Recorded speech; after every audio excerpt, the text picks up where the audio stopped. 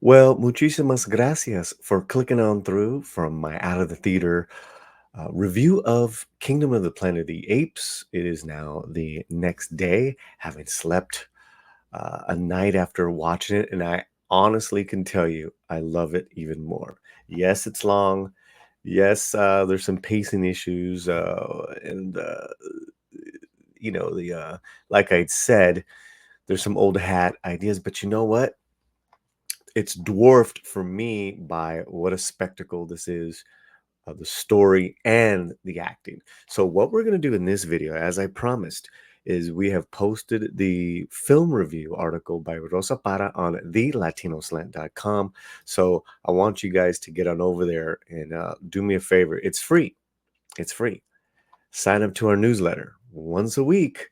We deliver a really cool newsletter. You got potential giveaways, all that good stuff. In fact, I think there is a giveaway happening for this week, the week of May 9th. So we're going to review it, and I'm just going to read and I'm going to react to Rosa's article. And that's it. So it is going to be a little spoiler heavy.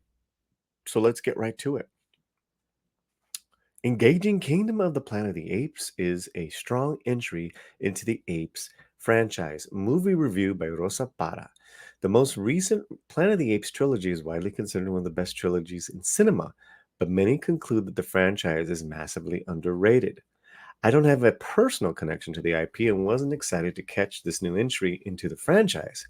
But after watching the first 13 minutes of this film at CinemaCon 2024, my interest went from 0 to 100 instantly. I was impressed by the visuals of the character interaction we were presented with. And I have to tell you, she actually brings up a really good point because, man, do we nerd out on what are the best trilogies out there from, let's just say, the past uh, 50 years. And we always go to Lord of the Rings, Star Wars. And she brings up a good point because we don't ever talk about the Caesar trilogy in these Planet of the Apes films. And they're pretty excellent. They're pretty excellent. So that is kudos to Rosa for bringing that up. And it is very underrated. So yeah, right on. Kingdom of the Planet of the Apes is directed by Wes Ball, stars Owen Teague, Freya Allen, Kevin Durant, Peter Macon, and William H. Macy, taking place years after Caesar's reign. The film follows Noah, a young ape who navigates an unexpected journey after his home is attacked. And let us just say that cast, kudos to that cast, amazing, amazing cast.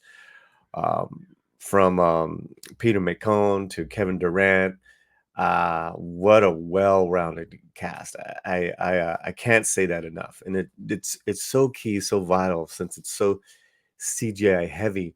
And yes, it's engaging. Yes, it is a spectacle to look at, but it would really mean nothing without these actors' performances. So, right on, right there with that, with Rosa's take there.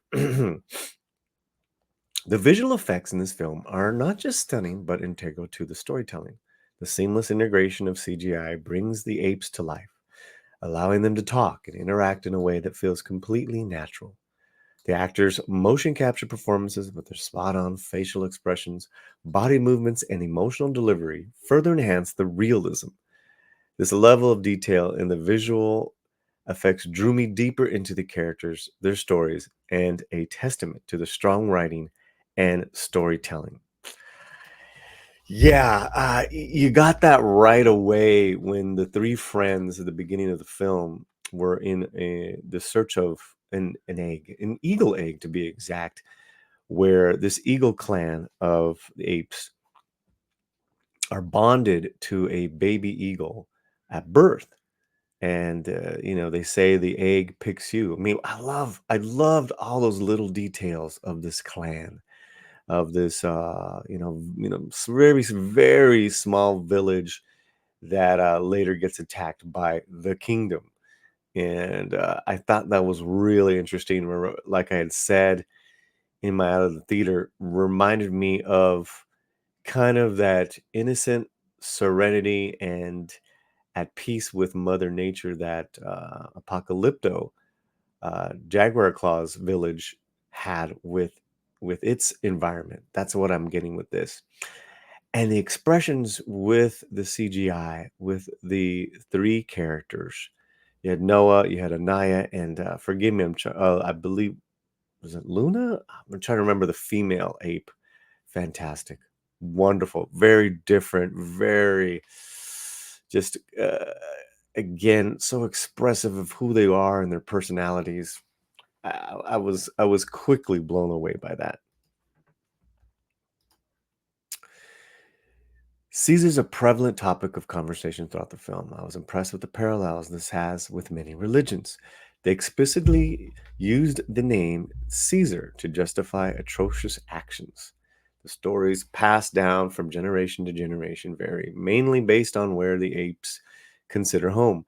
Developing rituals, traditions, camaraderie speaks to the level of intelligence that the apes have evolved into, but at the same time, the human species has been forced to hide in the shadows. Wonderful observation, Rosa. It again, this village, this eagle clan, and how they're separate from um, other clans, other villages, and then the big kingdom.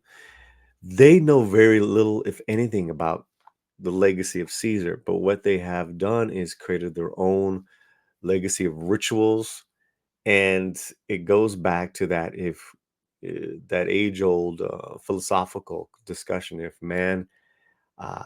God didn't exist, man would have created them with their own rituals and sacred stories. So it speaks to this and how over generations the real message, and in this case Caesar's message of unity and peace, that apes don't fight each other, is lost, and it's used, haphazardly by the king Proximus.